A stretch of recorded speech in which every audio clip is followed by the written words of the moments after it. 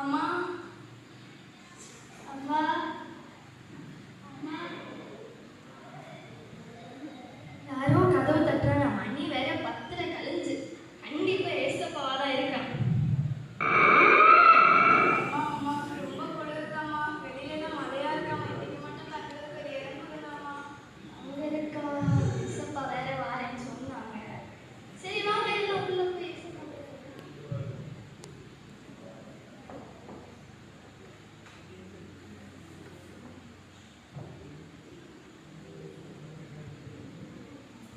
ஏசப்பா வாரேன்னு சொன்னாங்க.